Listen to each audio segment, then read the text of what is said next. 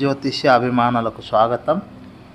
ఇప్పుడు motor cycle కొనుట జాతక పరిశీలన చూద్దాం.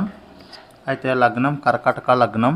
లగ్నంలో గురు చంద్రుడు రవి, పంచమంలో రాహువు, అష్టంలో గుర శుక్రులు, దశమంలో బుధుడు, లాభంలో కేతు, వ్యయంలో శని కుజుళ్ళు. ఈ జాతకుడు 2005 సంవత్సరంలో మోటార్ సైకిల్ కొన్నాడు.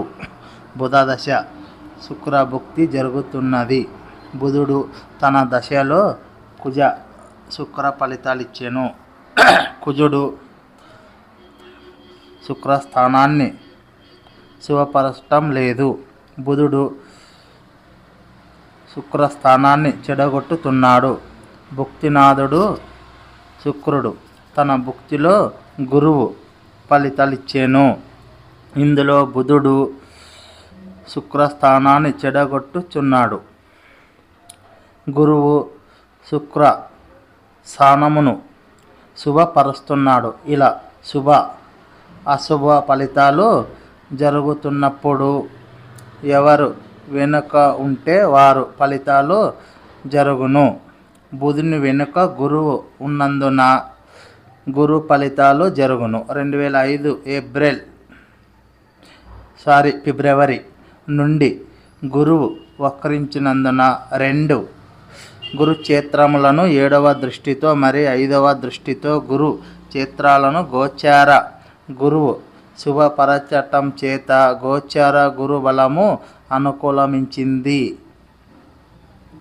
కర్కటక లగ్నానికి